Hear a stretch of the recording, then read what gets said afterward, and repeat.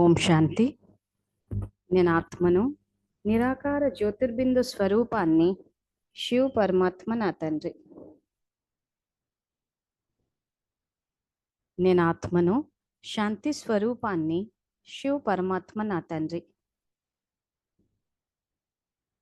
నేను ఈశ్వరీయ విద్యార్థిని, బాబా నాకు టీచర్. బాబా నాకు సద్గురువు, నేను మాస్టర్ సద్గురువును.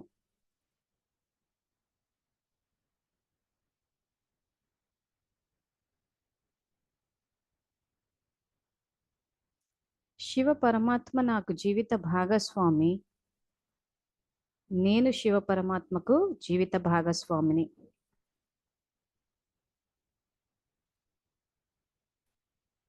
శివ పరమాత్మ నుండి బేహద్ పుత్రవాన్ భవ అనే వరదానాన్ని స్వీకరించి నేను జగన్మాతను అయ్యాను.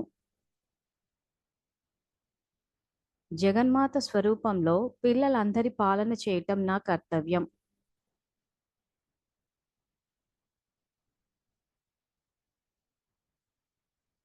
జగన్మాత స్వరూపంలో పిల్లలందరికీ తండ్రి పరిచయాన్నిచ్చి తండ్రి సమానంగా చేయటం నా కర్తవ్యం.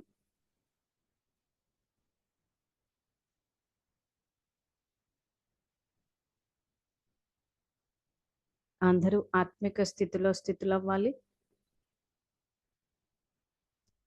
సో నిన్న మనం ఏదైతే ప్రశ్న దగ్గర ఆగామో, శారీరకంగా, ఆర్థికంగా, చదువు పరంగా బలవంతంగా ఉన్న పురుష శరీర ఆత్మలు ఎందుకు తమల్ని తాము రక్షించుకోలేకపోయారు అని. సో దీని మీద ముందుగా నిన్న నా వాట్సాప్కి రిప్లై పెట్టారు, సుమక్కయ్య మాట్లాడతారు.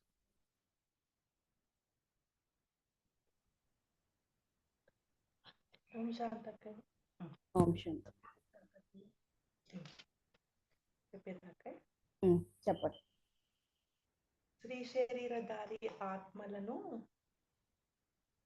పురుష శరీరధారి ఆత్మలు మీరు అబలలు అన్న దృష్టికోణంతో చూడడం వల్ల, అంటే మీలో బలం లేదు, మీరు బలహీనులు అన్న దృష్టికోణంతో చూడడం వల్ల పురుష శరీరధారి ఆత్మలు శరీరపరంగా బలంగా ఉన్నప్పటికీ ఆత్మలో శక్తి తగ్గిపోయింది. ఆ విధంగా శక్తి తగ్గిపోవడం వల్ల తమను తాము రక్షించుకోలేకపోయారు. భగవంతుడు చెప్పిన ఆత్మజ్ఞానం, ఇప్పుడు జ్ఞానం చెప్తున్న ప్రకారంగా మనము గృహస్థంలో, ఇప్పుడు మనము జ్ఞానంలో ఉన్న మనము గృహస్థంలో ప్రతి సంబంధంతో స్నేహము, సహయోగము, సమానత్వము, గౌరవము ఇటువంటి దైవీ గుణాలను నింపుకొని సేవా సంబంధంతో సేవ చేస్తూ వెళ్ళినప్పుడు ఇటువంటి సంఘాలు ఏర్పడే అవకాశం కూడా ఉండదు. శ్రేష్ఠ భాగ్యం తయారవుతుంది. ఓకే అక్కయ్య, రైట్ ఆన్సర్. ఓం శాంతి అక్కయ్య. ఓం శాంతి. Thank you. నెక్స్ట్ బిందు అక్కయ్య మాట్లాడతారు. అక్కయ్య ఒకసారి కెమెరా ఆన్ చేయండి. హలో, చెప్పండి అక్కయ్య. వినిపిస్తుంది అక్కయ్య? వినిపిస్తోంది. ఉల్టా వస్తుంది, అది మొబైల్ ని తిప్పాలి ఈ రకంగా. అంటే రొటేటింగ్ ఏమన్నా ఆన్ ఉందేమో మీకు, అందుకోసమని. సరే చెప్పండి. చెప్పండి. సో ఇక్కడ భార్య బాధితుల సంఖ్య గురించి ఏదైతే మీరు ప్రశ్న అడిగారో, అక్కడ ఎందుకు వాళ్ళు అలా ప్రాబ్లమ్స్ ఫేస్ చేస్తున్నారని. సో ఈ ప్రాబ్లం అనేది మనకి సంగమ యుగంలోనే రికార్డ్ అయింది. అంటే మన పూర్వీకులైన మన ద్వారానే ఈ సంస్కారం అనేది రికార్డ్ అయింది.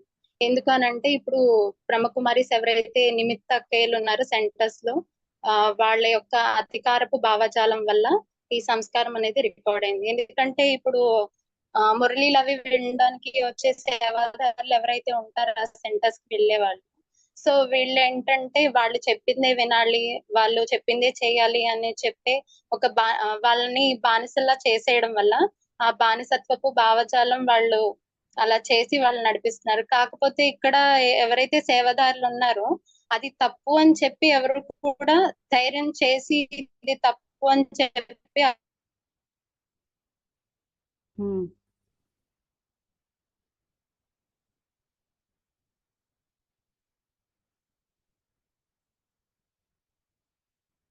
అక్క ఇది కనెక్టివిటీ ఏదో ప్రాబ్లం వచ్చినట్టు చూడండి. ఇప్పుడు వినిపిస్తుంది అక్కే? మీరు ఎక్కడ వరకు చెప్పారంటే ఎవరు కూడా ధైర్యం చేసి చెప్పలేదు అన్న దగ్గర ఆపారు.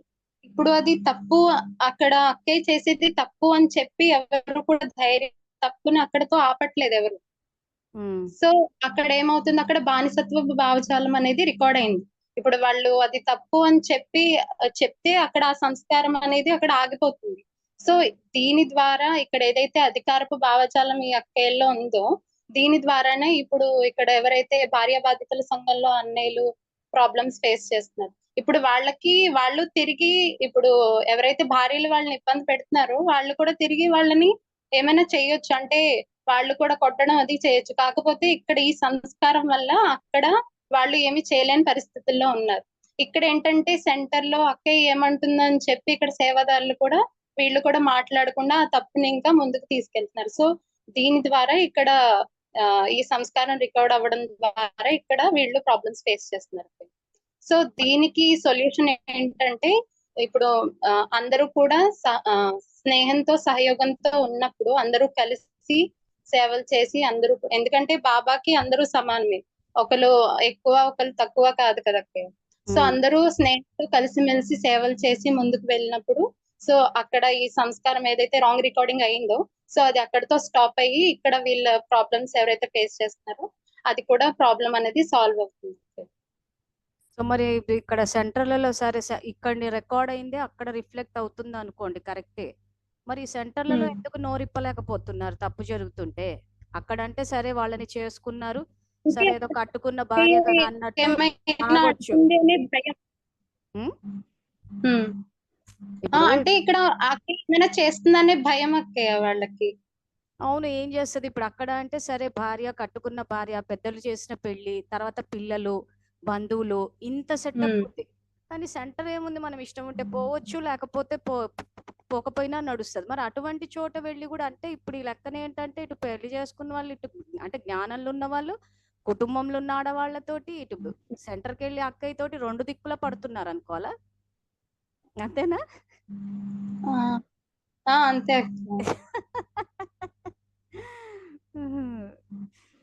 సో కరెక్టే ఆన్సర్స్. రికార్డింగ్ అయితే ఇక్కడే జరిగింది. Okay okay Bindu, thank you very much. Subject అయితే కరెక్ట్ గా అర్థం చేసుకున్నారు, ఇద్దరు కరెక్ట్ గా చెప్పారు. మెయిన్ బేస్ రూల్ మనకు అర్థం కావాలి, దృష్టి ద్వారా సృష్టి. సో రికార్డింగ్ అన్నది ఇక్కడే జరుగుతుంది. మేము ఎలా చెప్తే అలా వినాలి, మా మాటే నెగ్గాలి. సో ఆ తర్వాత ఎవరు నోరిప్పొద్దు, ఎవరు పేరు తీయొద్దు. ఈ నోరు విప్పొద్దు, పేరు తీయొద్దు, ఇది ఎంత నరాల్లో జీర్ణించుకుపోయిందంటే అవన్నంటే పరుగు పోతుంది. సో ఇక్కడ గృహస్థుని తీసుకుందాం, సెంట్రల్ అని తర్వాత పక్కన పెడదాం కాసేపు. గృహస్థులో ఆ రకంగా భార్య కొట్టేటప్పుడు లేదా వీళ్ళు రివర్స్లో కొట్టేటప్పుడు మనం ఇంకా కొట్టడం వరకే ఉన్నాం. కానీ సాధారణంగా మనం యూట్యూబ్ గనక చూస్తే కొన్ని సందర్భాల్లో ఎక్స్ట్రీమ్ కేసెస్కి వెళ్ళిపోతుంది, ఒకరినొకరు చంపుకునే వరకు వెళ్ళిపోతుంది. ఇద్దరి మధ్యలో గొడవలు వచ్చినప్పుడు పిల్లల్ని చంపిన సందర్భాలు కూడా ఈ మధ్య వచ్చింది, ఒక లాస్ట్ 1 month బ్యాక్. ఒక ఎక్స్ట్రీమ్ స్టేజ్కి వెళ్ళిపోతున్నారు. సో నిజంగా చెప్పాలంటే స్త్రీ శరీరంలో ఉన్న ఆడవాళ్ళు కొట్టినప్పుడు శరీరపరంగా అంటే దేహపరంగా బలవంతంగా ఉన్న అన్నయ్యలు కాపాడుకోలేరా, తమని రక్షించుకోలేరా అంటే రక్షించుకోగలరు. సో పాయింట్ మనం ఇక్కడ క్యాచ్ చేయాల్సింది ఏంటంటే ఈ శరీరంలో ఆత్మని తీసేసినప్పుడు దీంట్లో అసలు యాక్చువల్గా ఏం శక్తి లేదు. మనం ఏంటంటే శరీరాలను చూస్తున్నాం, పురుషులు బలవంతులు, స్త్రీలు బలహీనులు అని. కానీ నిజంగా ఈ ఆత్మనే గనక తీసేస్తే ఏ శరీరంలోనూ లేదు. తర్వాత పురుష శరీరంలో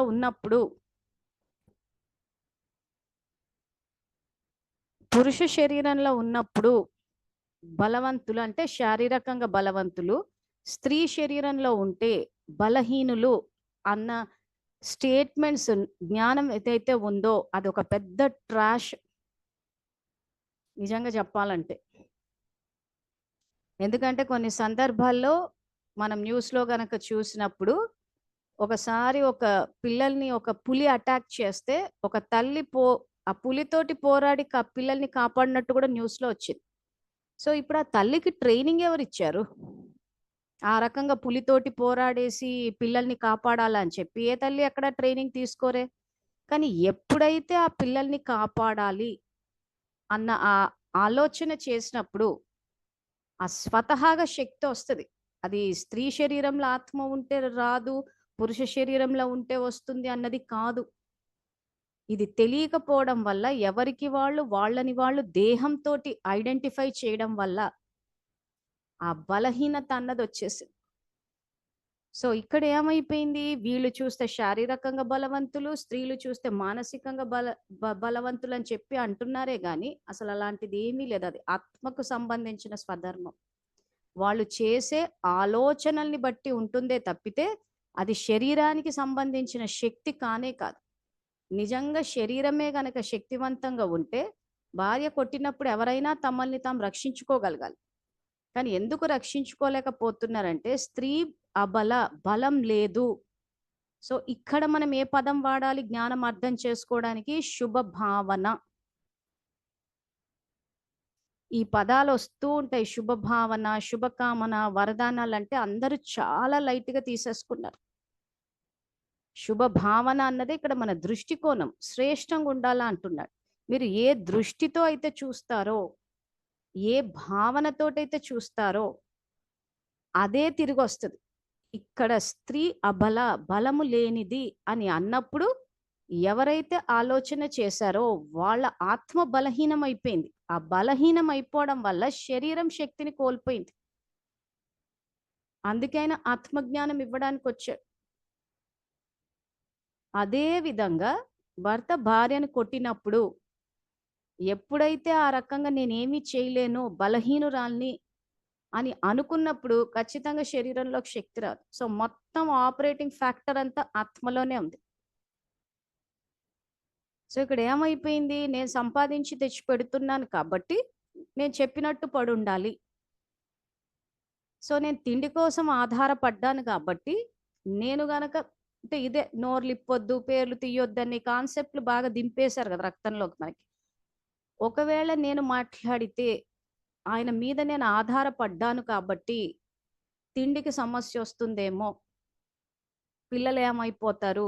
సో గొడవలు ఎక్స్ట్రీమ్ అయిపోయినప్పుడు ఏమైపోతుంది, అన్యాలు నువ్వు ఇంట్లో నుంచి వెళ్ళిపోను కూడా అనేస్తున్నారు. అసలు ఇటు సైడ్ నుంచి చూసినా,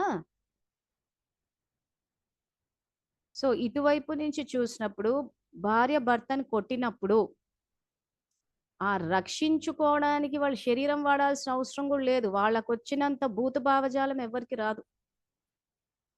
వాళ్ళ నోరేసుకొనే బతికేస్తూ ఉంటారు. సో అక్కడ ఏమైపోతుంది, అటువంటి అసలు భూత భావజాలానికి వాళ్ళు ఎంత అసలు వాళ్ళు మాట్లాడే మాటలు అసలు నోటికి ఒక అడ్డు అదుపు లేకుండా మాట్లాడేస్తారు. అవతల వాళ్ళు ఎలా హర్ట్ అవుతున్నారా, ఎలా రిసీవ్ చేసుకుంటున్నారు, ఏమీ ఉండదు. స్టార్ట్ చేయడమే బూతులతో స్టార్ట్ చేస్తారు. ప్రతి బూతులోనూ ఆడదాన్ని కించపరిచే విధంగా ఉండే విధంగా రాశారు. సో ప్రతి దాంట్లో తల్లిని తీసుకొచ్చేస్తారు కించపరిచేటట్టు. అంటే ప్రతి బూతు మాటలోనూ ఆ స్త్రీని కించపరిచేటట్టు మాట్లాడినప్పుడు ఏమవుతుందంటే ఆత్మశక్తిని కోల్పోతుంది. సో శరీరంలో శక్తి లేదు అన్న విషయం మనకి ఇక్కడ తెలియాలి. ఈ పాయింట్ గనక మనకు అర్థమైతే ఆత్మ పురుష శరీరంలో ఉన్న, స్త్రీ శరీరంలో ఉన్న తనని తాను సంకల్పం ద్వారానే రక్షించుకోగలదు. అంటే సెక్యూరిటీ ఈజ్ ఇన్బిల్ట్. రక్షణ, మనల్ని మనం రక్షించుకోవడం అన్నది ఆత్మలోనే నిక్షిప్తం చేశాడు బాబా శక్తిని. దానికంటూ ఫిజికల్ గా ఏవో కరాటేలు ఇవన్నీ నేర్చుకోవాల్సిన అవసరం లేదు, స్ప్రేలు పెట్టుకోవాల్సిన అవసరం లేదు. అవగాహన, ఆత్మ ఎలా ఆపరేట్ చేస్తుంది, శరీరం ఎలా పనిచేస్తోంది, ఆత్మ యొక్క పాత్ర ఏంటి శరీరం పైన అన్న ఈ అవగాహన ఉంటే మనల్ని మనం సింపుల్ గా రక్షించుకోవచ్చు. సో దీన్నే బాబా ఇక్కడ చెప్పేటప్పుడు మనకి ఇక్కడ ఆత్మ అంటే మీ దృష్టి ద్వారానే ఉంటది అంటున్నాడు. ఈ రోజు నన్ను నేను రక్షించుకోవాలి అని అంటే నా పట్ల నాకు సరి అయిన అవగాహన ఉండాలి, నేను శక్తిశాలి ఆత్మనని. సో సో అప్పుడు ఏమవుతుంది, స్వతహాగా ఆత్మలోకి శక్తి వచ్చేసినప్పుడు అది ఒక రక్షణ కవచం, ఒక యోగరూపీ కవచం కింద పనిచేసినప్పుడు ఆ దృష్టి యొక్క ప్రభావం గాని, భూతభావజాలం గాని, చేయి పడడం గాని ఇదేమీ జరగదు. ఇది పురుష శరీర ఆత్మలకు కూడా వర్తిస్తుంది. ఇది స్త్రీలకు స్త్రీ ఆత్మ స్త్రీ శరీరంలో ఉంటేనే ఈ జ్ఞానం పనిచేస్తుంది, బాబాయ్ శక్తి పనిచేస్తుందని కాదు. ఆత్మ పురుష శరీరంలో ఉన్నా పనిచేస్తుంది. ఎందుకంటే ఇంట్లో భార్య కొట్టడం అని కాదు, కానీ మామూలుగా బయట ఇప్పుడు మేము ఈ సబ్జెక్ట్ ని స్టడీ చేసినప్పుడు ఈ అనంతపూర్ ఇటువైపు ఎవరైనా దౌర్జన్యాలను వాటిని వీటిని ఎదుర్కొన్నప్పుడు రోడ్ల మీద పరిగెట్టించి కొడుతూ ఉంటారు. రౌడీజం ఎక్కువైపోయిన చోట లాక్కోవడాలు, దోచుకోవడాలు ఉన్నప్పుడు ఈజీగా కొట్టేయడాలు, ఆ పోలీసులు కొట్టడం, ఇవన్నీ పురుషుల పట్ల కూడా జరుగుతున్నాయి. మరి జరిగినప్పుడు ఏ రకంగా తమల్ని తాము రక్షించుకుంటారు? ఉదాహరణకి పోలీసులే కొడుతున్నారు అనుకోండి, ఈరోజు అన్యాయంగా ఎంతో మందిని కొడుతున్నారు. రక్షణ ఏంటి అంటే ఆత్మిక స్థితి. పోలీస్ స్టేషన్కి వెళ్తున్నామంటేనే పోలీసులు నిజాయితీ పరులు అన్న ఈ దృష్టికోణంతో వెళితే అవతల వాళ్ళు ఎంత అవినీతితో ఉండండి, ఎంత దుర్మార్గంతో ఉండని, వాళ్ళలో ఉన్న ఆ ఏదైతే ఉందో అంటే అవినీతి ద్వారా కానీ సమస్య ఆ ప్రభావం మన మీద పడదు. అంటే వెంటనే వాళ్ళు ఏం మారిపోయి ఏదో అయిపోదు, మన వరకు కరెక్ట్ గా ఉంటారు. అందుకే ఒకప్పుడు లాంగ్ బ్యాక్ మీకు ఎగ్జాంపుల్ కూడా ఇచ్చాను. మా స్టాఫ్ మున్సిపల్ పర్మిషన్ కోసం వెళ్ళినప్పుడు అక్కడంతా అవినీతే ఉంది అని అంటే ఆ సిబ్బంది పట్ల ఎప్పుడైతే వాళ్ళ యొక్క స్వధర్మాన్ని చూస్తారో, దృష్టి ద్వారా సృష్టి, సో అప్పుడు ఆ పరిస్థితులు వచ్చి వాళ్ళు మన పట్ల కరెక్ట్గా ఉంటారు. ఆ రకంగా స్లోగా మార్పు అన్నది వస్తుంది. అసలు మన నుంచే మొదలవ్వాలి. సో ఏదేదైతే ఈ పురుషుల పట్ల ఈ రకమైన దౌర్జన్యాలు, కొన్ని సందర్భాల్లో ఈ ప్రెస్ రిపోర్టర్లు ఉన్న నిజాలు బయటికి తీసుకొచ్చినప్పుడు కూడా వాళ్ళని రోడ్ల మీద, ఇవేంటంటే కొన్ని మీడియాలు అసలు కవర్ కావు, సినిమాల్లో కూడా చూసే ఉంటారు. సో వాళ్ళ ఒంటి మీద కూడా చేయి పడుతోంది, వాళ్ళని పట్టుకొని తంతున్నారు. పోలీస్ స్టేషన్లో అయితే విపరీతమైన 3rd డిగ్రీ ట్రీట్మెంట్. సో ఇలాంటివన్నీ జరిగినప్పుడు మరి ఆత్మ పురుష శరీరంలో ఉన్నప్పుడు మగవాళ్ళకి రక్షణ ఏది అని అంటే ఇదే లాజిక్, ఇదే సంకల్పాల ద్వారా, దృష్టి ద్వారా ఎవరిని చూసినా కానీ ఒరిజినాలిటీ చూడాలి. ఈ ఒరిజినాలిటీ అన్నది చూసినప్పుడు ఏమవుతుందంటే దాని అనుసారంగా మన పరిస్థితులన్నీ అక్కడ తయారవుతాయి. ఇదే జ్ఞానం బయటికి తీసుకెళ్తే ఈరోజు సమాజంలో అందరూ సురక్షితంగా ఉంటారు. కానీ జ్ఞానం బయటికి వచ్చేటప్పుడు ఎలా వచ్చిందంటే అసలు పాయింటే రాలేదు. భగవంతుడు రక్షిస్తాడంటే ఇంకొకటి ఏమైపోయిందంటే, ఇప్పుడు భగవద్గీతలో కూడా యోగక్షేమం వహామ్యహం అన్నాడు. అంటే మీ యోగక్షేమాలు నేను దగ్గరుండి చూసుకుంటా అన్నాడు. మన గ్రూప్ లో కూడా ఒక ఎక్స్పెరిమెంట్ బేస్ ప్రయోగం చేస్తూ ఇప్పుడు చిత్రాల ద్వారా, భగవద్గీత ద్వారా భగవంతుని యొక్క పాత్రని, ఆయన ప్రత్యక్షతను చెయ్యాలని ఒక మెసేజ్ పెట్టాం. సో అక్కడ ఏమవుతుంది, ఆయన ఏ రకంగా రక్షిస్తాడు, అసలు మనం చెయ్యాల్సిన సేవే అది, బాబా యొక్క ప్రత్యక్షత. సో ఎప్పుడైనా ప్రత్యక్షం అవుతాడు, ఎప్పుడైతే మనం ఆయన కర్తవ్యం ఏంటి అన్న ఆ విషయాన్ని బయటికి తీసుకురావాలి. తీసుకొస్తే అప్పుడు ఆ సేవ అన్నది కరెక్ట్ గా జరిగినట్టు. మరి ఇవన్నీ మనకెట్లా తెలుస్తాయి అని అంటే బాబా కనెక్ట్ అయితే తెలిసిపోతుంది. సో మనం జ్ఞానంలో ఉన్నాం కాబట్టి ఇవన్నీ చేస్తాం. జ్ఞానంలో లేని వాళ్ళ పరిస్థితి ఏంటి? సో ఇవే ఆలోచిస్తున్నామే కానీ ఫస్ట్ మనం ఇక్కడ పరివర్తన అయ్యామా? ఈ రోజు వంశావళి సుఖంగా ఉండాలి అంటే ఇప్పుడు ఈ క్లాస్ నేను తీసినప్పుడు మెజారిటీ ఏమన్నారు, ఆ భార్యాబాధితుల సంఘం అలా ఉంది అంటే వాళ్ళకి ఏం సంకల్పాలు ఇవ్వాలని వాళ్ళ గురించి ఆలోచిస్తున్నారు. సో వాళ్లకు సంకల్పాలు ఇచ్చే ముందు వాళ్ళందరూ స్నేహంగా, అంటే వంశావళి అంతా కుటుంబ పరంగా స్నేహంతో సహయోగం ఇచ్చుకుంటూ ఉండాలి అంటే ఇక్కడ వేర్ల దగ్గరున్న మనము స్నేహము సహయోగంతో ఉండాలి. మనం ఇక్కడ వేర్ల దగ్గరున్న మనము స్నేహము సహయోగంతో ఉండనంత వరకు ఆకుకి నీళ్లు పోతూ ఉంటే ఆ పరివర్తన అన్నది రాదు. సో మీరు ఇస్తా అని చెప్పేసి ఇస్తారు, మీరు ఆకుకు వేసుకుంటూ పోతారు. సో ఆకుకు నీళ్లు వేసుకుంటూ పోయినప్పుడు వేర్ల దగ్గర ఉన్న మనలో స్నేహం అన్నది లేదు, సహయోగం అన్నది లేదు. ఇందాక అంటే బ్రహ్మకుమారిలు సెంటర్స్ అనే కాదు, తెల్ల చీరని కట్టని బ్రహ్మకుమారిలు గృహస్థులో ఉన్న వాళ్ళు కూడా ఎంతవరకు స్నేహంతో ఉన్నారు, ఒకరికొకరు సంయోగం ఇచ్చుకుంటున్నారు. సో మరి వాళ్ళకి అక్కడ ఇస్తూ ఇక్కడ మనం స్నేహంగా ఉండకుండా తర్వాత ఇప్పుడు ఈ సెంటర్లకు వెళ్ళిపోయి ఇంకా నేను ఎలా చెప్తే అలా వినాలి చెయ్యాలి అని అంటే అలా నిస్సహాయంగా ఉండిపోతున్నా, ఏమీ చెయ్యలేమన్న ఒక నిస్సహాయ పరిస్థితిలోకి వచ్చేస్తున్నారు. ఏమన్నంటే నోరిప్పొద్దు పేర్లు తీయొద్దు. సో తప్పు చేసే వాళ్ళది నోరిప్పొద్దు పేర్లు తీయొద్దు అన్నప్పుడు ఏమైపోతుందంటే ఆ తప్పు చేసే వాళ్ళు బలాన్ని పుంజుకుంటున్నారు. మీకు అందుకే ఫస్ట్ నేను ఇచ్చిన హోంవర్కే అది. తప్పు చేసే వాళ్ళ పేరు తీయాలా వద్దా అంటే అందరు ఇముడ్చుకునే శక్తి వాడాలా వద్దా అంటే అందరూ రైట్ ఆన్సర్స్ ఇచ్చారు. సమాజం ప్రభావితం అయ్యేటప్పుడు నోరు విప్పాల్సిందే. సపోజ్ ఇంటి విషయం, కుటుంబ విషయం అనుకోండి. కుటుంబ విషయం అయితే ఎలా సరిదిద్దుకుంటాం దీన్ని? సో ముందు ఇది తెలుసుకుని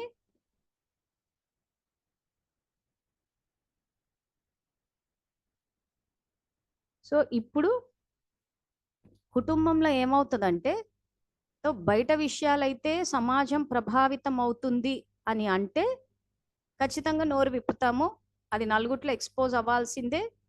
సమాజంలో మోసపోకుండా ఆపాల్సిందే. సపోజ్ కుటుంబంలో జరుగుతోంది, సో కుటుంబంలో జరిగే విషయాలు రచ్చలో నిలబడి సెటిల్ చెయ్యరు ఎవ్వరు. సో కుటుంబ పరంగా ఏం చేస్తాము, మన ఇళ్లలో గడిచే మనం ఇప్పుడు బాబా చెప్పిన ఈ దృష్టి ద్వారా సృష్టి అని చెప్పేసి ఏదైతే చెప్తున్నారో మన దృష్టికోణాన్ని మార్చుకోవాలి. మన దృష్టికోణాన్ని మార్చుకున్నప్పుడు స్వతహాగా అక్కడ మార్పు అంటూ వస్తూ ఉంటది.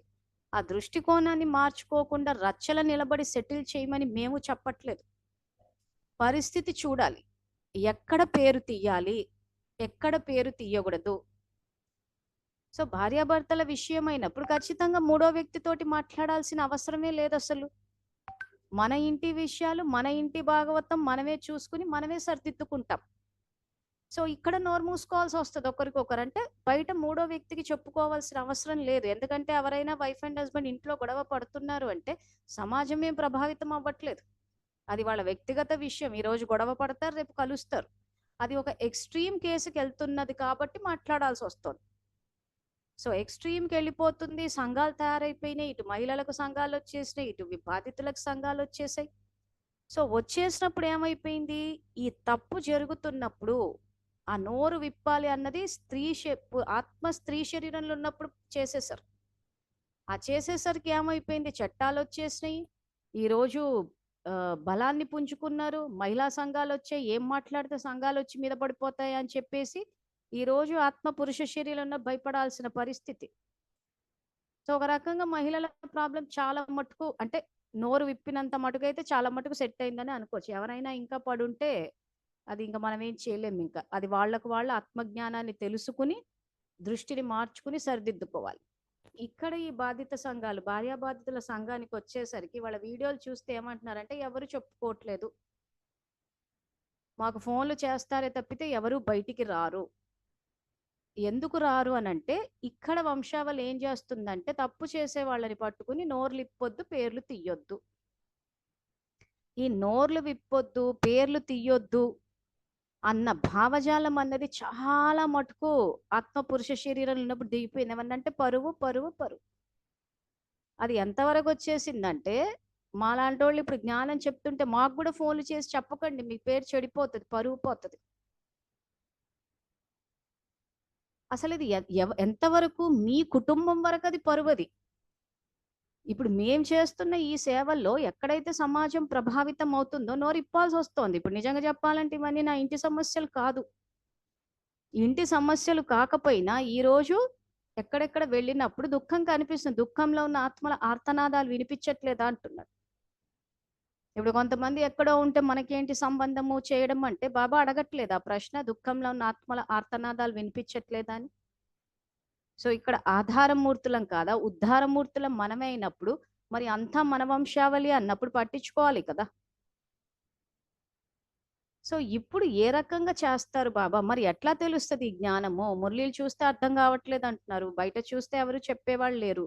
సో ఏ ఆత్మకైనా కానీ ఆ సమయానికి బాబాని తలుచుకున్నప్పుడు అది భక్తిలోనే ఉండొచ్చు, జ్ఞానంలోనే ఉండొచ్చు.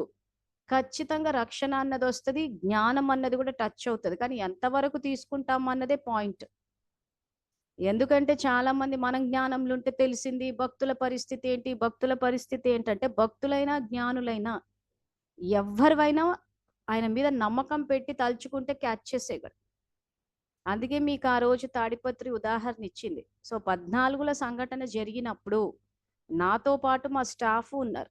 సో అన్న దగ్గరికి వెళ్ళినప్పుడు ఏమైంది, అక్కడ గొడవ అయినప్పుడు అన్న స్టాఫ్ను కొట్టబోయాడు. సో అప్పుడు వాళ్ళు భక్తులు, అంటే నా వెంట ఉన్నది యాక్చువల్గా 2 ముస్లిమ్స్ ఉండే మా స్టాఫ్. సో పోనీ నాకేమన్నా జ్ఞానం తెలుసా అంటే నేను జ్ఞానంలోకి వచ్చేప్పటికి సంవత్సరం కూడా కాలేదు, నాకు తెలీదు. సో ఏం చేసాం ఆ రోజు, జస్ట్ భగవంతుని తలుచుకున్నాం అంతే. ఎందుకంటే దారులన్నీ మూసుకుపోయినాయి, ఏం చేయాలో తెలియదు, ఇంకా ఆయన తప్పితే వేరే దిక్కు లేదని చెప్పేసి ఇంకా ఆ రోజు ఇంక ఇప్పుడు ఇదంతా బాబా బాబా అని ఇప్పుడు అంటుంటాం, కానీ యాక్చువల్గా పిలిచేటప్పుడు ఆయనని భక్తిలో నుంచి శివాని పిలవడమే అలవాటు. ఆ శివ శివ అనుకుంటూ మనసులో అనుకుంటూ ఉన్నాం. సో అన్న లేవడము జరిగింది, స్టాఫ్ను కొట్టబోవడము జరిగింది, వెనక్కి జరిగాము, కానీ వంటి మీద చేయి పడలేదు. మాకు ఆశ్చర్యం వేసింది, అసలు నిజంగా అన్న కొడితే పరిస్థితి ఏంటి, అసలు అన్న హైట్ పర్సనాలిటీ చూస్తే అయితే అసలు అన్న ఊపితే పడిపోయేటట్టు ఉంటాం, అంటే 6 feet కన్నా పైన ఉంటాడు. ఇప్పుడు ఈ సబ్జెక్ట్ ఎందుకు తెలుసుకోవాలంటే ఏదైతే మనము శరీరంలో శక్తి ఉంది అనుకుంటున్నామో అపోహ నుండి బయటికి రావాలి.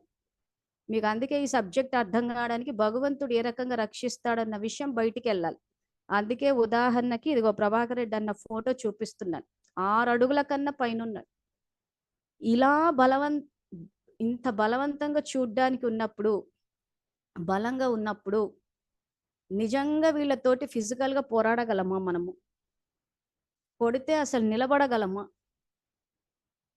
సో ఇలా ఇంతింత ఒక్కొక్కరు ఇంతింత హైటు పర్సనాలిటీలతోటి ఉన్నప్పుడు ఇటువంటి వాళ్ళు ఫిజికల్ అటాక్స్ చేస్తే అసలు నిజంగా పోరాడగలమా ఫిజికల్గా? అది సాధ్యమే కాదు అసలు. సో ఇటువంటి వ్యక్తి కూడా ఆనాడు ఏమీ మమ్మల్ని చేయలేకపోయారు అని అంటే అక్కడ చేసింది ఏమీ లేదు. నేనైతే మనసులో శివ శివ అనుకుంటున్నాను, స్టాఫ్ నిలబడి ఉన్నారు, ఏ స్టాఫ్ని అయితే కొట్టబోయారో వాళ్ళు అట్లాగే నిలబడి ఉన్నారు, కానీ స్టేజ్లో ఉన్నట్టుండి సడన్గా కొట్టబోయి ఆగిపోయాడు. సరే ఇంకా సీన్ ఏదో అయిపోయిందని చెప్పేసి వచ్చాక స్టాఫ్తో మాట్లాడుతుంటే అడిగాను వాళ్ళని, అన్న కొట్టడానికి వచ్చేటప్పుడు భయం వేయలేదా అని చెప్పి. సో ఒక స్టాఫ్ శాషవల్ ఏం చెప్పాడంటే ఆ రోజు ఫ్రైడే యాక్చువల్గా గొడవ జరిగిన 12th September 2014, ఇప్పుడే నమాజ్ చేసి వచ్చిన మేడం, ఈరోజు ఫ్రైడే, అల్లా కాపాడుతాడు ఈరోజు, సో అందుకే నాకు భయం కాలేదు అన్నాడు. తర్వాత ఇంకొక అమ్మాయి ఉండే నాతో పాటు, ఫరీదా అని చెప్పి, తను స్టాఫే, తను ఉండే నాతో పాటు, అంటే శాషవల్ ఇటుండే తను ఇటుండే. తనని అడిగాను, నీకు భయమే లేదా అన్నం చూస్తే కొట్టడానికి వచ్చినప్పుడు అని. తను అదే సమాధానం చెప్పింది, నేను ఖురాన్లో కొన్ని వర్సెస్ ఉంటాయి, అంటే వాళ్ళకి ఇప్పుడు మనకి ఎట్లా శ్లోకాలు ఉన్నాయో సో అలాంటి వర్సెస్ని నేను ఆ రోజు మైండ్లో అనుకుంటూ ఉన్నాను మనసులో. సో ఎందుకంటే అలా అల్లాకి సంబంధించిన మహావాక్యాలు మనసులో తలుచుకుంటే శక్తి వస్తుంది ఆత్మకి. అంటే ఆత్మకి శక్తి అన్న పదం రాలేదు, కానీ ఆ రకంగా మహావాక్యాలన్నీ తలుచుకుంటే ఆ ఖురాన్లో ఉన్నాయి, ఆ ధైర్యం వస్తుంది, ఆ తర్వాత అల్లా కాపాడుతాడు. సో వాళ్ళు జ్ఞానంలో లేరు, నాకు పెద్దగా జ్ఞానం తెలియదు అప్పుడు. ఇప్పుడు 10 సంవత్సరాలు అయిపోయింది, ఇప్పుడు మీకు సబ్జెక్ట్ ఎక్స్ప్లెయిన్ చేయడం కోసం చెప్తున్నామే కానీ ఏమీ తెలియకపోయినా కానీ సింపుల్గా నేను నమ్మామంతే కాపాడుతాడు. ఆ నమ్మకం అన్నది ఎప్పుడైతే వస్తుందో ఈజీగా ఆయన కనెక్ట్ అవుతామో ఆ ఆత్మలోకి శక్తి వచ్చేస్తుంది. ఏ అన్న అయితే కొట్టడానికి లేచి ముందుకు కూడా వచ్చాడో ఉన్నట్టుండి ఆగిపోయాడు. ఇదేదో మా అనుభవం అని కాదు, ఆయన భగవంతుణ్ణి నమ్మినప్పుడు ఎవరికైనా ఇదే అనుభవం ఉంటుంది. కానీ ఆ సమయానికి ఆయన గుర్తు రావాలి అని అంటే ఆయన పట్ల ఆ ప్రేమ అన్నది ఉండాలి, ఆయనతోటి సంబంధం ఉండాలి, ఆయన కాపాడుతాడు అన్న నమ్మకం ఉండాలి. ఇవి ఏవి లేకుండా మనం అలా ఊరికే బాబా అంటాడు చూసారా, 75% షో పుట్ ఆఫ్ భక్తులు, లేదా 25 సత్యమే, అలా ఊరికే షో పుట్ ఆఫ్లు చేసుకుంటూ ఉంటే మాత్రము ఆయన శక్తి ఇచ్చినా గ్రహించలేకపోతాం. సో ఇప్పుడు అందరూ ఏ విషయాన్ని సరిదిద్దుకోవాలి అంటే శరీరంలో ఏమీ లేదు, ఎందుకంటే శరీరంలో నుంచి ఆత్మని తీసేసామంటే ఇది ఒక శవం అసలు. సో ఆత్మ స్త్రీ శరీరంలో ఉన్నా పురుష శరీరంలో ఉన్నా మనము భగవంతుని తలుచుకుని ప్రేమతో తలుచుకునే దాన్ని బట్టి, నమ్మకాన్ని బట్టి నడుస్తుంది అక్కడ. మనకు ఒకవేళ పాత పాపపు ఖాతా ఉన్నా కానీ, ఆ పాత పాపపు ఖాతా కూడా ఉన్నా కానీ వర్తమానంలో నేను తలుచుకుంటే ఆటోమేటిక్గా ఇప్పుడు మనం వాడుతున్న పదం యోగరూపి కవచం గాని, అది ఎవరు తలుచుకున్నా గాని ఆయన శక్తి ద్వారా రక్షణ అన్నది కలుగుతుంది. సో ఈ పాయింట్ గనక అర్థమైతే భక్తుల పరిస్థితి ఏంటి అన్న ప్రశ్నలు ఇంకా మనకు రాకూడదు. ఎందుకంటే భక్తులైనా జ్ఞానులైనా అందరికీ ఆయన తండ్రి. అందరు ఎట్లా ఆలోచిస్తున్నారంటే ఆయన మనకే తండ్రి, వాళ్ళకి కాదు అని మనం అనుకుంటే సరిపోదు. ఆయన అందరూ నా పిల్లలు అనుకుంటున్నాడు. సో నా జీవితంలో ఎంతో మంది అనుభవాలు విన్నాను. ఎన్నో రకాలుగా సమస్యలు వచ్చినప్పుడు ఆయన తలుచుకోవడము, ఆయన కాపాడడం అన్నది చాలా సందర్భాల్లో జరిగింది. ఎప్పుడైతే ఆయన మీద నమ్మకం ఉండదో, చెయ్యమో, అప్పుడు ఇవన్నీ జరిగేది. ఆ పాపపు ఖాతా అన్నది డామినేట్ అయిపోతుంది. సపోజ్ ఏదైనా అటాక్ జరిగేది ఉంది, సపోజ్ అది మన పాపపు ఖాతా అనుకుందాం, గడిచిపోయిన గతం యొక్క పాపపు ఖాతా ముందుకు వచ్చింది అనుకుందాం. సో వర్తమానంలో గనక మనము భగవంతుణ్ణి తలుచుకుంటే వర్తమానంలో ఆత్మ యొక్క స్థితి పెరుగుతుంది కాబట్టి పాపం యొక్క డామినేషన్ మన మీద ఉండదు. సపోజ్ గడిచిపోయిన గతం యొక్క పాపం ముందుకొచ్చింది, వర్తమానంలో భగవంతుని తలుచుకోలేదు, అమ్మో నాకేమైపోతుందేమో, అటాక్ చేసేస్తారేమో అంటే గడిచిపోయిన గతం యొక్క పాపానికి వర్తమానంలో భయంతో, అలజడితోటి ఇంకింత శక్తి కలిపితే ఖచ్చితంగా అటాక్ జరుగుతుంది. ఇక్కడ వర్తమానం అన్నది ఇంపార్టెంట్. ఈ వర్తమానంలో భగవంతుని తలుచుకున్నామా అన్నది పాయింట్. అది భక్తులైనా తలుచుకున్నా, జ్ఞానులు తలుచుకున్నా ఎవరికైనా రక్షణ ఇస్తాడు. ఆయన జ్ఞానులకే ఇస్తాడు అని అనుకోవడానికి లేదు. ఎందుకంటే జ్ఞానులకే ఇచ్చేటట్టు అయితే మా మధ్య గ్రూప్ లో యూపీ సిస్టర్స్ అని చెప్పి పెట్టాను, మరి వాళ్ళది జరిగిందిగా, ఆత్మహత్య చేసుకున్నారు, కొన్ని హత్యలు జరుగుతున్నాయి. సో కొంతమంది వెళ్ళి నీళ్ళలో పడి చచ్చిపోతున్నారు, కొంతమంది సూసైడ్లు అంటున్నారు జ్ఞానంలో, అంటే మన బ్రహ్మకుమారిస్లో. మరి ఇవన్నీ జరుగుతున్నాయి అంటే భగవంతుని పాత్ర ఏంటి? మరి కాపాడట్లేదా అంటే కాపాడుతాడు, కానీ వీళ్ళు కనెక్ట్ ఎవరు శక్తి తీసుకోరు కదా.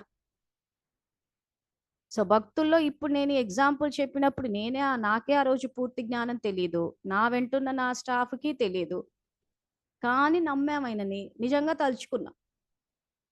ఎందుకంటే దారులు మూసుకుపోయినట్టు అయిపోయింది. అక్కడ పరిస్థితి చూస్తుంటే స్వతహాగా కూడా భక్తిలో ఉన్నప్పుడు తలుచుకునే అలవాటే ఉంది. సో ఆ సమయానికి తలుచుకున్నాం, రక్షణ వచ్చేసింది.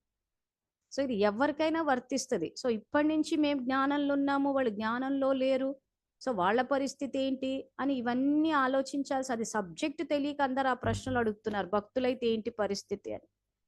ఎవరినైనా కాపాడతారు. అందుకే అన్నాను, ఎన్నో అనుభవాలు విన్నాను. ఇంకా సింపుల్ గా చెప్పాలంటే ఒకసారి ఒక అక్కయ్య ఎలాగే అంటే భక్తులే వీళ్ళు, వెళ్తూ ఉంటే ఎవరో వెంట పడ్డారంట. సో భగవంతుని తలుచుకుందంట, వెళ్తుంటే రోడ్ అంతా చీకటిగా ఉందంట. ఆఫీస్కి మా బ్యాంక్ స్టాఫే, ఆఫీస్ నుంచి లేట్ అయిపోయింది. ఇంటికి వెళ్తుంటే చాలా మటుకు కొన్ని కాలనీస్ లో రోడ్లు ఎట్లా అంటే మొత్తం చీకటి అయిపోయి ఉంటాయి, ఎవరు బయట ఉండరు అంత రాత్రి పూట. సో అలా వెళ్తుంటే ఎవరో ఫాలో అయ్యారంటే, తర్వాత వాళ్ళు పరిగెట్టారంటే, తిను పరిగెట్టడం మొదలుపెట్టి భగవంతుని తలుచుకుంటే అప్పుడే పోలీస్ జీప్ అటు నుంచి పాస్ ఆన్ అవుతుంటే వాళ్ళు ఆగిపోయారంటే తిని ఇల్లు చేరేది. సో అట్లా ఏదో ఒకటి జరిగి ఆయన కాపాడతాడు. కానీ ఏమంటే ఆ టైంకి తలుచుకోవాలి. అది ఎప్పుడు తలుచుకుంటాము? ఆయన పట్ల ప్రేమ ఉంటే తలుచుకుంటాం. ఆ ప్రేమ ఎప్పుడు వస్తుంది ఆయన పట్ల? ఆయన యొక్క రూపము, ఆయన యొక్క గుణాలు, ఆయన యొక్క మహావాక్యాలు. సో ఏది తలుచుకున్నా వస్తుంది. అవి తీసి పక్కన పెట్టినప్పుడే మనకు ఇంకా ఆయన ఇది తెలీదు. ఇక దేహదారుల పట్ల అంటే మన బుద్ధి వెళ్ళి ఏమైనా దేహదారులకు తగులుకొని ఉంటే అప్పుడు కూడా తెలిసే అవకాశాలు లేదు. కానీ భగవంతుడు భక్తులనైనా జ్ఞానులనైనా అందరికీ ఆయనే తండ్రి కాబట్టి అందరినీ కాపాడతాడు. సో ఇప్పుడు నెక్స్ట్ మనం చేయాల్సింది ఏంటంటే, ఫస్ట్ స్టెప్ మనము స్నేహంగా సహయోగంతో ఉండాలి. మన కుటుంబ విషయాలైతే ఇవి దాచుకోవాల్సిన విషయాలు, రచ్చకి ఈడ్చుకునే విషయాలు కాదు. సో దృష్టికోణం మార్చుకుంటాము, సో ఇక్కడ ఇక్కడ ఉద్ధారమూర్తులైన మనం ముందు స్నేహంతో ఉండి మన కుటుంబ సభ్యులతోటి వాళ్ళతోటి సేవా సంబంధాన్ని మెయింటైన్ చేస్తే ఆ తరంగాలన్నవి వెళ్ళి స్వతహాగా వంశావళన్నది మళ్ళీ అన్ని కాపురాలు మళ్ళీ పచ్చగా అయిపోతాయి. ఆ తర్వాత సమాజం ప్రభావితమయ్యే విధంగా ఉంటే మాత్రం ఖచ్చితంగా నోరు విప్పాలి, పేర్లు తీయాల్సిందే. లేకపోతే ఏం జరుగుతుందంటే నేరస్తులు బలాన్ని పుంజుకుంటారు. ఎందుకంటే మమ్మల్ని ఎవరు ఏం పేరు తీయరు. ఈ కల్చర్ అన్నది ఏమైందంటే అసలు రాయలసీమ నుంచి చూస్తున్నాను నేను ఉద్యోగం చేసేటప్పుడు ఇటు ఆంధ్ర సైడ్ విజయవాడ, విశాఖపట్నం, కాకినాడ 3 చోట్ల పనిచేశాను. సో ఇటు ఆంధ్ర కల్చరు చూశాను, ఇటు రాయలసీమ వచ్చేసరికి కర్నూలు, తాడిపత్రి చూశాను. సో ఎక్కువ మటుకు రాయలసీమ సైడే ఈ పేర్లు తీయొద్దు, నోరు విప్పొద్దు అని చెప్పిన ఈ కాన్సెప్ట్ ఇక్కడ ఎక్కువ కనిపిస్తోంది. దానివల్ల ఏమైపోయిందంటే ఇంకా నేరస్తులు ఎంత బలాన్ని పుంజుకున్నారంటే ఇంకా మా పేరు ఎవడు తీయడు, ఎవరు నోరిప్పరని చెప్పి ఒక అడ్డు అదుపు లేకుండా పోయింది. సో మనం ఇక్కడ కూడా చూసాం. ఇప్పుడు మన ఎక్కడి నుంచి తాడిపత్రి నుంచి మొదలుపెట్టి జూమ్ క్లాసుల వరకు చూసుకునేసరికి ప్రతి చోట మొన్న మనోహర్ అన్నయ్య కూడా అన్నాడు నోరిప్పొద్దు, వాళ్ళ గురించి పేర్లు తీయొద్దు. సో ఎవరు వీళ్ళంతా అంటే బ్రహ్మకుమారి ఫాలోవర్స్. సీమ ప్రాంతం భ్రష్టు పట్టింది అంటే ఈ రకంగా పూర్వీకులే ఇక్కడ కూర్చుని పేర్లు తీయొద్దు, నోరు విప్పొద్దు. సో కాబట్టి భయపడిపోయారు. మాట్లాడితే కేసులు, సమస్యలు, ఆర్థిక సమస్యలు, హింస ఇవన్నీ చేసుకుంటూ పోతున్నారు. నిజంగా చెప్పాలి అంటే ఈ జూమ్ అన్నది యాక్చువల్గా ఇట్స్ ఫ్రీడమ్. మీకు ఇంట్రెస్ట్ ఉంటే అటెండ్ అవుతారు, లేకపోతే నేను బలవంతంగా రండి అని చెప్పింది లేదు, బలవంతంగా కూర్చోబెట్టి చెప్పేవి కాదు. కానీ ఇటువంటి చోట్ల కూడా వచ్చేసి వాళ్ళ ప్రాబల్యాన్ని చూపిస్తూ ఉంటారు. అక్క పేరు తీయొద్దు, పేరు తీయొద్దు. ఆ మధ్య చంద్రశేఖర్ అన్నయ్య అని కూడా ఒక అన్నయ్య ఎంటర్ అయ్యారు, మీకు గుర్తుందో లేదో. ఆయన ఎంటర్ అవ్వడము, మెసేజ్లు పెట్టడము, వ్యతిరేకంగా వెళ్ళడం, ఏం చేసాం? గ్రూప్లో నుంచి తీసేసాం అంతే. యజ్ఞద్రోహులు వీళ్ళంతా. ఈరోజు కాపురాలన్నీ కూలిపోతున్నాయి. ఇటు మహిళా సంఘాలు ఏర్పడ్డాయి, అటువైపు బాధితుల సంఘాలు ఏర్పడ్డాయి. ఏర్పడిపోయి వంశావళి అంత దుఃఖంతో ఉంటే దుఃఖంలోని ఆత్మల ఆర్తనాదాలు వినిపించట్లేదా అంటే ఇక్కడ జూమ్ లోకి ఎంటర్ అయిపోయి వాళ్ళ పేరు తీయొద్దు, నోరు ఇప్పొద్దు అని అంటే నచ్చకపోతే ఎవరు బలవంతం చేస్తున్నారు? ఇప్పుడు పరిస్థితి ఎక్కడ దాకా వచ్చేసిందంటే యాక్చువల్గా ఆంధ్ర వైపు కరెక్ట్ గానే ఉండేది పరిస్థితి. ఇప్పుడు కాకినాడ, విజయవాడ, వైజాగ్ ఉద్యోగం చేశాను కాబట్టి సమస్యలు వచ్చినప్పుడు వాళ్ళు నోరు ఇప్పుతారు. డిబేట్లు అంటారు, చర్చలు అంటారు, బయటకు వస్తారు. సో ఇంత వర్స్ట్ అంటే రాయలసీమ అంత వర్స్ట్ సిచ్యువేషన్ లేదు అక్కడ. కానీ ఇది ఇలాగే కంటిన్యూ అయిపోయేసరికి ఏమైపోయింది, దీని ప్రభావం ఎంత పడిపోయిందంటే ఇప్పుడు జగనన్న వచ్చి అటు కూర్చునేసరికి మొత్తం రాష్ట్రం అంతా అదే పరిస్థితి వచ్చేసి మాట్లాడితే సమస్యలు అన్నట్టుంది. ఎందుకు? ఇక్కడ పూర్వీకులు బలాన్ని పుంజుకుంటూ ఉన్నారు. ఇలాంటి జూమ్ క్లాసుల్లోకి వచ్చి కూడా అదే విషయం చెప్తున్నారు అని అంటే ఎక్కడ వాళ్ళ ప్రాబల్యం తగ్గకుండా చూసుకుంటున్నారు. అప్పుడు ఏమైపోతుంది, మొత్తం రాష్ట్రం అంతా అదే పరిస్థితికి వచ్చింది. అప్పుడు ఏం చేసాము? ఆ 3 రాజధానుల విషయంలో సంకల్పాలు వేసాము, అందరినీ చేయమని చెప్పాము. సో కొంతవరకు చేస్తున్నారు, కొంతవరకు చేయటం లేదు. సో ఏదైనా చేస్తున్నామంటే ఒక కంటిన్యూటీ అన్నది ఉండాలి. ఎందుకంటే నేరస్తులు నేరం చేసేటప్పుడు కంటిన్యూస్ గా చేస్తారు, ఎక్కడ గ్యాప్ ఇవ్వకుండా ఉంటారు వాళ్ళు. సో ఇప్పుడు ఈ రోజు జూమ్ లో ఈ రకంగా చంద్రశేఖర్ అన్నయ్య కానీ, మనోహర్ అన్నయ్య కానీ వీళ్ళంతా ఎంటర్ అయిపోయి ఈ రోజు ఎందుకు లేని వాళ్ళు వదిలేయట్లేదు కదా. తప్పు చేసే వాళ్ళు ప్రతి నిమిషం ప్రయత్నం చేస్తున్నారు వాళ్ళ ప్రాబల్యం తగ్గకుండా. సో తప్పు చేసేవాడు నిరంతరము గ్యాప్ లేకుండా చేస్తున్నప్పుడు మరి విశ్వ కళ్యాణకారుల మనము మనసా సేవ శక్తి ఇవ్వడం అన్నది మనము గ్యాప్ లేకుండా చెయ్యాలి కదా. సో దానివల్ల ఏమవుతుంది, విశ్వంలో తమో తరంగాలే ఎక్కువ వ్యాపిస్తున్నాయి. మన నుంచి వెళ్ళాల్సిన సతో తరంగాలు వెళ్ళటం లేదు. ఆ వెళ్ళకపోయేసరికి ఏమైపోయింది, తమో తరంగాల ప్రాబల్యం ఎక్కువైపోయింది. సో అందుకే ఈరోజు ఆంధ్రప్రదేశ్ పరిస్థితి ఏ రకంగా ఉందో మీరు చూస్తూనే ఉన్నారు. సో ఇటు అటు రెండు రెండు చోట్ల ఎవరు నోరిప్పలేని పరిస్థితి. సో ఇప్పుడు జ్ఞానం బయటికి వచ్చేటప్పుడు ఈ రకంగా రక్షణ కోసము మన దృష్టికోణం మారాలి. ఆ తర్వాత పోలీసులు కానీ, న్యాయస్థానాలు కానీ వాళ్ళ గురించి ఆలోచించేటప్పుడు వాళ్ళ యొక్క స్వధర్మమైన నిజాయితీనే చూడాలి. సో రాబోయే రోజుల్లో గ్రూప్లో ఆ పోలీసుల గురించి, న్యాయస్థానాల గురించి ఆ మధ్య వేసేవాళ్ళము. మళ్ళీ మధ్యలో ఆగింది. నేను మళ్ళీ ఒక్కసారి సంకల్పాలు మళ్ళీ ఒక్కసారి దేనికి దానికి సపరేట్గా రాసి వేస్తాను. సో మొత్తము ఎవరెవరికైతే విశ్వ పరివర్తనలో ఆసక్తి ఉందో, ఎవరైతే రుద్రజ్ఞాన యజ్ఞంలో సహయోగం ఇవ్వాలి అని అనుకుంటున్నారో వాళ్ళు ఈ సంకల్పాలన్నీ చేస్తూ పోవాలి. సో మీరు మనసా సేవ ద్వారా సంకల్పాలు శక్తి ఇస్తూ పోతారు. అటు కాకుండా ముందు సేవా స్థానాలైన మన ఇంట్లో మన కుటుంబ సభ్యులతోటి ముఖ్యంగా స్నేహంతో ఉండాలి, సంయోగంతో ఉండాలి. సో మొదలు ఎక్కడంటూ పెట్టాలి, మన సంకల్పాల ద్వారానే పెట్టాలి. సో అందుకే మీకు మధ్యాహ్నం చెప్పేటప్పుడు కూడా రాజయోగం ఎలా అభ్యాసం చెయ్యాలి, ప్రైమరీ స్టేజ్లో ఉన్న పిల్లలు వ్యర్థ సంకల్పాలని ఏ రకంగా సమర్థంగా మార్చాలి, తర్వాత అష్టశక్తులు ఎలా పనిచేస్తాయి, ఇవన్నీ అవగాహన ఉండాలి. ఎక్కడ నోరు విప్పాలి, ఎక్కడ విప్పకూడదు, ఎక్కడ ఇముడ్చుకోవాలి, ఎక్కడ ఇముడ్చుకోకూడదు, శుభ భావన అని ఏదైతే చెప్తున్నాడో సబ్జెక్ట్ అంతా దాని గురించే ఉంది. కానీ కొన్ని చోట్ల దృష్టి అంటే కాంటెక్స్ట్ని బట్టి ఆయన వాడుతూ పోయాడు. దృష్టి ద్వారా సృష్టి అని, లేదా శుభ భావన అని.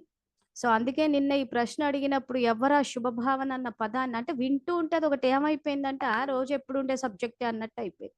కానీ అది ఎక్కడ వాడాలో తెలియాలి కదా. అందుకే బాబా జ్ఞాన చర్చలు పెట్టమని చెప్పేది. జ్ఞాన చర్చలు పెట్టినప్పుడు అది ఏమవుతుందంటే ఆ సబ్జెక్ట్ ఒక పరిస్థితిని తీసుకుని అనలైజ్ చేస్తే ఏమవుతుందంటే కరెక్ట్ ఆన్సర్ వస్తుంది. కానీ మెజారిటీ ఏం చేస్తారంటే మాకు రికార్డింగ్లు ఇస్తే రికార్డింగ్లు వింటూ పోతామంటే ఆల్రెడీ 400 వీడియోలు రికార్డ్ అయి ఉన్నాయి శివ పరమాత్మ జ్ఞానములు. ఇంకా కొత్తగా రికార్డ్ చేసేది ఏముంది. ఆ రోజుల్లో కూడా మొబైల్ నంబర్ ఇచ్చాను, ఏమైనా సందేహాలు ఉంటే సంప్రదించగలరు అని. సో ఒక సిచ్యువేషన్ తీసుకుని, ఇప్పుడు ఈ బాధితుల సంఘాల సిచ్యువేషన్ ఎందుకు ఇచ్చాను, అది చూడగానే మీకు అర్థం కావాలి. ఇంత బలవంతంగా బలంగా ఉన్న వాళ్ళు ఎందుకు రక్షించుకోలేకపోతున్నారంటే మీకు వెంటనే అర్థం కావాలి అక్కడ దృష్టి మా బలహీనంగా ఉందని. సో ఆ రకంగా మన దృష్టికోణం అవతల వాళ్ళ గురించి వీళ్ళు అబలలు, బలం లేదు అని అనుకున్నప్పుడు స్వతహాగా ఆత్మ బలహీనం అయిపోతుంది. సో ఈ రకంగా మనకు అందుకే బాబా చెప్పేటప్పుడు ఏమని చెప్తాడంటే ఈ రాజయోగం నేర్పించేటప్పుడు మీ కళ్ళే మిమ్మల్ని మోసం చేస్తున్నాయి అంటాడు. తుమారి ఆంఖే తుమ్మే దోఖా దే రహీ అంటాడు. సో కళ్ళ ద్వారా చూసి ఏమైపోయిందంటే ఎవరికి వాళ్ళు బలవంతులు, వీళ్ళు బలహీనులు అని చెప్పి నిర్ణయాలు తీసేసుకున్నారు. కానీ యాక్చువల్గా ఆత్మలో శక్తి ఉంది. మనం మధ్యాహ్నం భగవద్గీత శ్లోకం కూడా ఒకటి తీసుకున్నాం. ఏమని, ఆత్మ బాల్యము, యవనం, వార్ధక్యం ఎక్కడున్నా కానీ ఆత్మలో మార్పు ఉండదు. కానీ ఆ శక్తిని వాడతామా లేదా అన్నదే పాయింట్ అక్కడ. సో వాడట్లేదు కాబట్టి ఆయన వాడండి అని చెప్తున్నాడు. సో ఇది సంఘాల గురించి, వీటి గురించి. సో రుద్రజ్ఞాన యజ్ఞంలో సంయోగం ఇచ్చే వాళ్ళు ఏంటంటే ఫస్ట్ ఇంటిని చక్కదిద్దుకోవాలి. సో మార్పు అన్నది, పరివర్తన అన్నది మన ఇంటి నుంచే మొదలవ్వాలి. అప్పుడు ఆ తరంగాలన్నీ వెళ్తూ ఉంటాయి. సో ఆ వెళ్తూ ఉన్నప్పుడు ఏమవుతుందంటే స్వతహాగానే సృష్టి వృక్షం అన్నది మళ్ళీ కలకల్లాడుతూ ఉంటుంది. అందరూ స్నేహంగా ఉంటారు. సో ఆ స్నేహంగా ఉన్నప్పుడు ఏమైందంటే ఆ జీవితంలో ఉన్న ఆనందం ఏదైతే ఉందో అది అనుభవంలోకి వస్తుంది.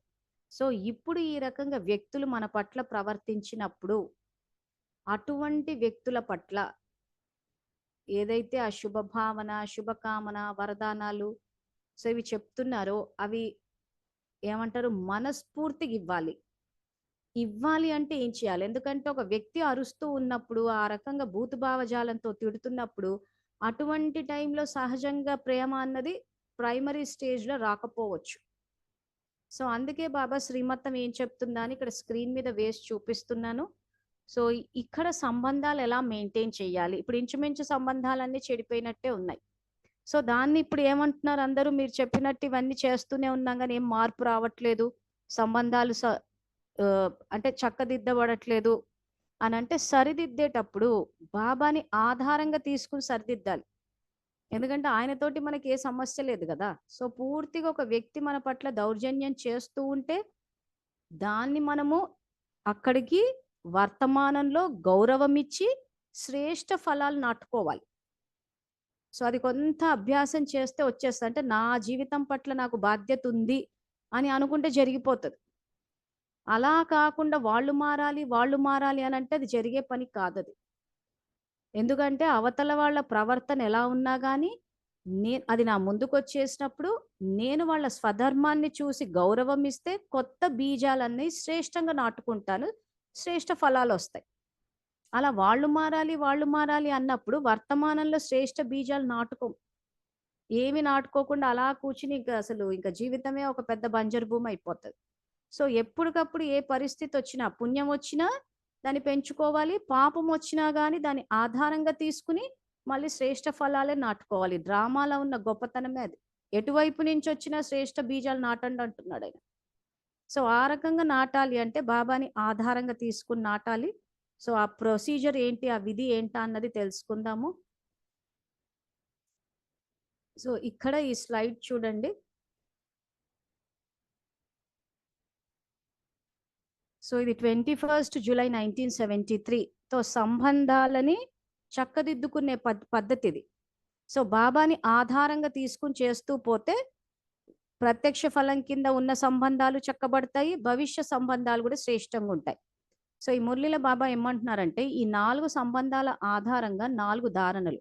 తండ్రి సంబంధంతో విధేయులుగా ఉండాలి, శిక్షకుని సంబంధంతో నిజాయితీ పరుగులా ఉండాలి, గురువు సంబంధంతో ఆజ్ఞాకారిగా ఉండాలి, ప్రియుని సంబంధంతో, సో ప్రియుడు అనుకోవచ్చు, జీవిత భాగస్వామి అనుకోవచ్చు, నమ్మకధారిగా ఉండాలి. 4 సంబంధాలు, 4 విశేష ధారణలు అందరూ రివైజ్ చేసుకుని చూడండి. సో ఇప్పుడు బాబాని ఆధారంగా తీసుకుని ఈ క్వాలిటీస్ మనలో డెవలప్ అవ్వాలంటే, ఈ క్వాలిటీస్ మనలో రికార్డ్ అయితే ఈ క్వాలిటీస్ ఉన్న వ్యక్తులు మన జీవితంలోకి వస్తారు. సో ఇప్పుడు బాబాని ఆధారంగా తీసుకుని ఈ విధేయత, నిజాయితీ, ఆజ్ఞాకారి, నమ్మకదారి, ఈ దైవీ గుణాలు రికార్డ్ చేయాలి. ఈ దైవీ గుణాలు రికార్డ్ చేసినప్పుడు ఏమవుతుందంటే ఆ క్వాలిటీస్ ఉన్న వ్యక్తులు మన జీవితంలోకి వస్తారు. ఇది సంబంధాల్ని సరిదిద్దుకునే విధి, ప్రొసీజర్, మెథడ్. సో వ్యక్తుల్ని ఇప్పుడు ఒక తాగుబోతు భర్త వచ్చి తిడుతూ ఉంటే నమ్మకం పెరిగిపోదు కదా మనకి. సో కాబట్టి నమ్మకం ఎలా రికార్డ్ అవుతుంది ఆత్మలో? ఇప్పుడు బాబాతోటి జీవిత భాగస్వామి అని నమ్మకాన్ని పెంచుకుంటాం. సపోజ్ పిల్లలు చెప్తే వినట్లేదు, మాట వినట్లేదు, ఆజ్ఞాకారి సంస్కారం లేదు. సో అప్పుడు ఏం చేయాలి? ఇక్కడ సద్గురువు పట్ల ఆయన ఆజ్ఞని పాటించి ఆజ్ఞాకారి సంస్కారాన్ని రికార్డ్ చేస్తే పిల్లలు చెప్పిన మాట వింటారు. సో తండ్రి సంబంధంతో గౌరవం. సో వ్యక్తులు చూస్తే గౌరవం రావట్లంటే ఇట్లా బాబా పట్ల గౌరవాన్ని గనక మనం పెంచుకున్నప్పుడు ఆత్మలో రికార్డ్ అయినప్పుడు స్వతహాగా అందరి పట్ల వచ్చేస్తుంది. అంటే బాబాని ఆధారంగా తీసుకుని రికార్డ్ చేసి నింపుకుంటే అది అందరి పట్ల వస్తుంది. ఇది ఆయన చెప్పే ప్రొసీజర్. తర్వాత ఇంకేం చెప్తున్నారంటే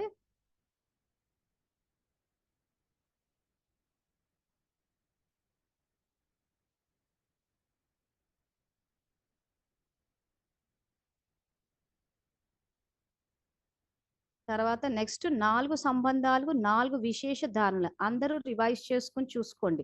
వీటితో పాటు 4 సూక్తులు కూడా స్మృతిలో, ఇదిగో ఇక్కడ ఈ పదం ఉంది చూసారా, స్మృతి అంటే దీన్ని జ్ఞాపకం పెట్టుకోమని అర్థం. తండ్రి సంబంధంతో స్లోగన్, తండ్రిని ప్రత్యక్షం చేసే పిల్లలు అనగా సుపుత్రులై రుజువు చూపించాలి.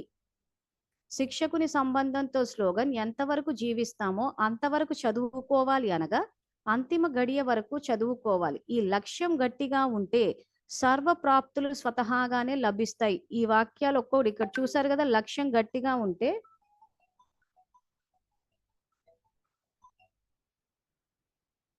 సో ఈ లక్ష్యం గట్టిగా ఉంటే సర్వ ప్రాప్తులు స్వతహాగానే లభిస్తాయి అంటున్నాడు. సో సంబంధాల పరంగా మనకి ఏ ప్రాప్తులైతే కావాలి అని అనుకుంటున్నామో బాబాని ఆధారంగా తీసుకుని ఇప్పుడు ఆత్మలో రికార్డ్ చేయాలి. చేసినప్పుడు ఏమైందంటే సంబంధాల పరంగా సర్వప్రాప్తులు వచ్చేస్తాయి.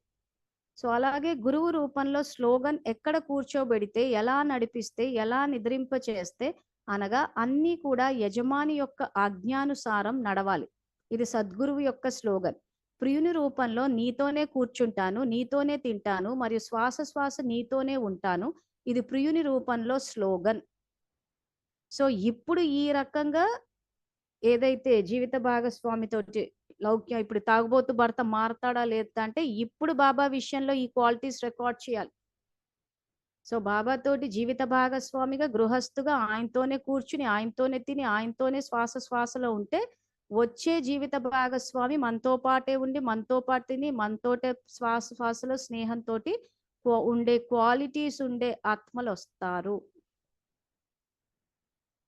ఈరోజు భర్త పట్టించుకోవట్లేదంటే ఇది రికార్డ్ అవ్వలేదని అర్థం. ఇది కర్మ ఫిలాసఫీ చెక్ చేసి, సో అయిపోయింది, ఏదో అయిపోయింది, ఇప్పుడు కరెక్ట్గా రికార్డ్ చేయాలి. సో తండ్రి సంబంధంలో ఏం చేయమంటున్నాడు? సుపుత్రులైన ప్రత్యక్షత చేయమంటున్నాడు.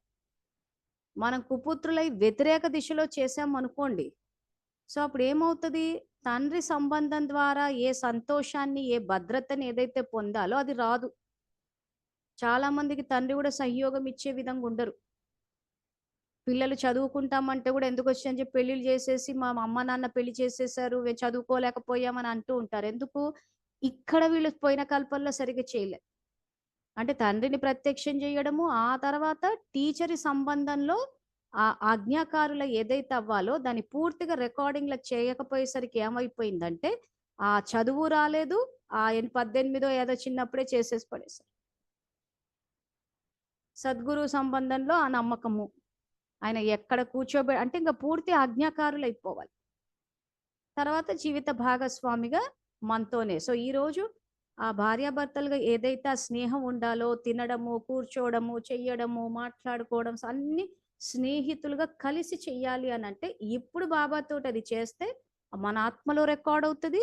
మన ఆత్మలో రికార్డ్ అయిన తర్వాత ఏ ఆత్మలో ఆ సంస్కారాలు ఉంటాయో ప్రతి నిమిషం మనకు తోడుగా ఉండే ఆత్మ జీవిత భాగస్వామిగా వస్తారు. ఇది యాక్చువల్గా సంబంధాలు మెయింటైన్ చేసే పద్ధతి. సో దాన్నే ఇక్కడ చెప్తున్నారు. సో ఈ క్లాస్ని రేపు కూడా కంటిన్యూ చేద్దాము. సో ఈ రోజు చెప్పిన దానికి సంబంధించి ఏమైనా ప్రశ్నలు ఉంటే అడగండి. ఇది రేపు కంటిన్యూ చేస్తాను నేను, ఎందుకంటే సంబంధాలు ఎలా మెయింటైన్ చేయాలి, బాబాని ఎలా ఆధారంగా తీసుకుని చేయాలన్నది మళ్ళీ ఇంకొంచెం చెప్పి మళ్ళీ ఒకసారి రివైజ్ చేస్తే మీ అందరికీ పక్కా అవుతుంది. అప్పుడు శ్రేష్ఠ సంబంధాలు రచించుకోవచ్చు. సో సెట్ ఇది ఆన్ చేశాను. ఎవరైనా ఏమన్నా ప్రశ్నలు, ఇవాళటి క్లాసు ఏదైతే ఆత్మకి రక్షణ ఎలా ఉంటది బాబా ద్వారా, తర్వాత సంబంధాలు ఎలా మెయింటైన్ చేయాలి, వీటికి సంబంధించి ఏమైనా ప్రశ్నలు ఉంటే అడగండి.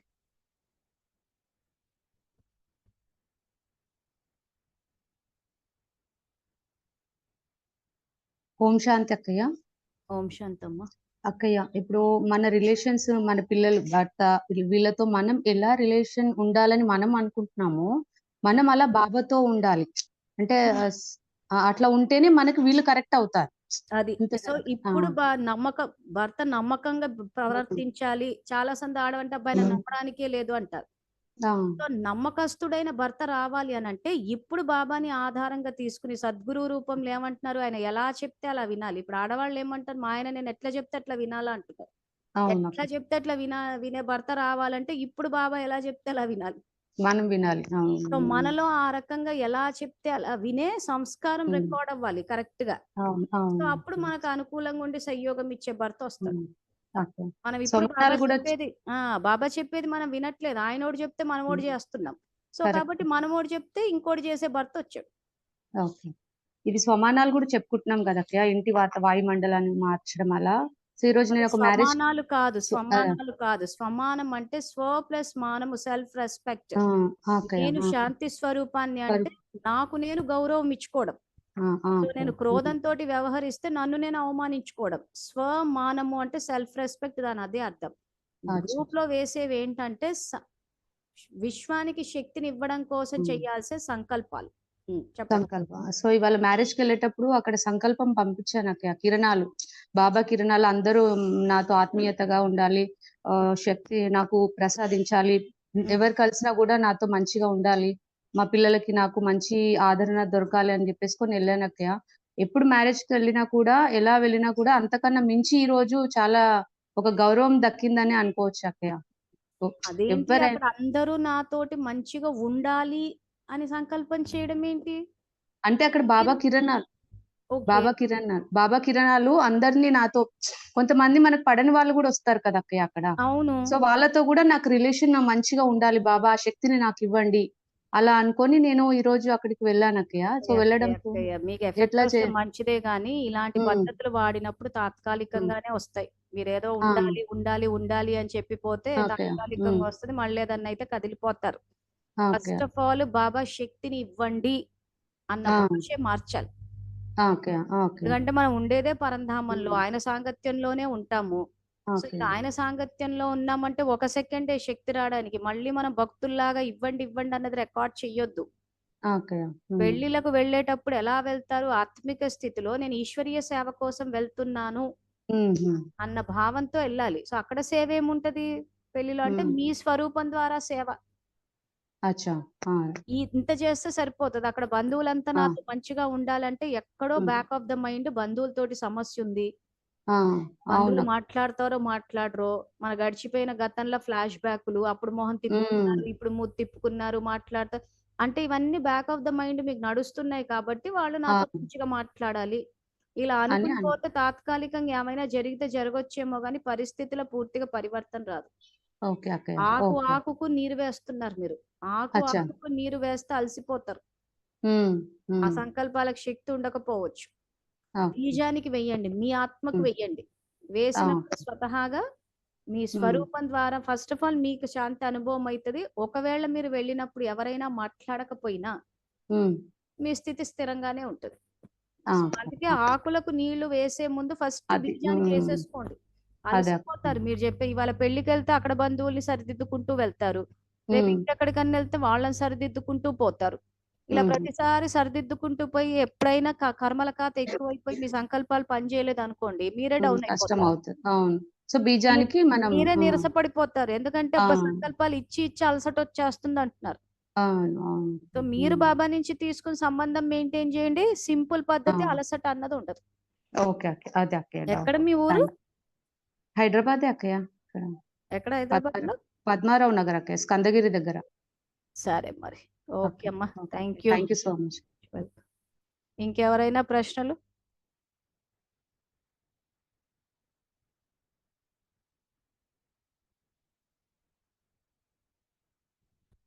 సరే 9:30 అయింది మరి, మళ్ళీ రేపు ఎవరైనా మాట్లాడతారా? నాగరత్నమ్మ మైక్ ఆన్ చేశారు, ఏమైనా మాట్లాడతారా? అవునక్కయ్య, చెప్పమ్మా. అవునక్కయ్య, మీరు చెప్పారు కదా ఈ సంస్కారాలు అని, ఆ సంస్కారాలు నాకు సమృద్ధిగా దొరికాయి అక్కయ్య. నాకు భర్త గాని పిల్లలు గాని నాకు చాలా సమృద్ధిగా దొరికాయి. చాలా వినడానికి సంతోషంగా ఉంది. ఒక ఆత్మ సమృద్ధి సంపన్నంగా ఉంది అని అంటే ఎప్పటికీ మీరు ఉండాలన్నదే నా శుభకామన. ఒకసారి కనిపించండి, చూస్తే అక్కయ్య ఒకసారి కెమెరాలో కనిపించండి, మీ స్వరూపం ద్వారా సేవ జరుగుతుంది. మిమ్మల్ని చూస్తే అందరూ సంతోషిస్తారు. చెప్పేది మన స్వరూపం అన్నది కనిపించాలి. సరే, సంపన్నంగా కూడా ఆత్మలు ఉన్నారు అంటే మనం కూడా సంపన్నంగా అవ్వాలి, సమృద్ధి కావాలన్న ప్రేరణ వస్తుంది అందరికి. ఎక్కడ మీరు, ఏ ఊరు మీది? సుల్తాన్పేట అక్కయ్య, నార్పల. Okay okay. అశోక్ అన్న పని చేస్తాడు కదా, అర్థమైంది నాకు. అన్న లేనప్పుడు నేను పోతూ ఉంటాను వాచా సేవ చేయడానికి. రెగ్యులర్ అటెండ్ అవుతున్నారా జూమ్ క్లాసులు? రోజు ఉన్నానకయ్యా. ఏమంటే నాకు ఏ సందేహాలు రావడం లేదు కాబట్టి మాట్లాడడం లేదంతే. చాలు, మీరు సంపన్నంగా ఉన్నారు కదా, అదే చాలు అక్కడ. చాలా సంపన్నంగా ఉన్నాను అక్కడ. చలో, ఇలా మీ మంచి ఇలాంటి ఫీడ్బ్యాక్ ఇచ్చినందుకు కూడా థ్యాంక్ యూ. ఇలాంటివి ఉంటే కూడా చెప్పినప్పుడు ఏమవుతుందంటే చాలా మందికి ప్రేరణ వస్తుంది. లేకపోతే సంబంధాల పరంగా సంపన్నంగా ఉండలేమేమో అనిపిస్తారు. ఇప్పుడు నేను సంపన్నంగానే ఉన్నాను, మంజులకే చెప్తలే అంట, అట్లాగా అందరూ వచ్చి చెప్పాలి, అందరూ చెప్పాలి. అందుకే చెప్పాను అక్కయ్య. అయిపోతుంది. ఇప్పుడు మేము చెప్తుంటే ఏమైతుందంటే ఏదో క్యాజువల్ అన్నట్టు అయిపోతుంది. అవునక్కయ్య, అందుకే నేను చెప్తున్నాను. నేనైతే సంపన్నంగా ఉన్నాను అక్కయ్య. ఓకే, తదాస్తు. సరే, సరే, ఇంకెన్నా ఎవరైనా ఇలాంటి మంచి విషయాలు కూడా చెప్పవచ్చు జూమ్ లో, పరివారానికి ప్రేరణ వస్తుంది. సరే మరి, ఓకే. మళ్ళీ 3:30కి కలుసుకుందాం. అంతవరకు థ్యాంక్ యూ. ఓం శాంతి. సరే.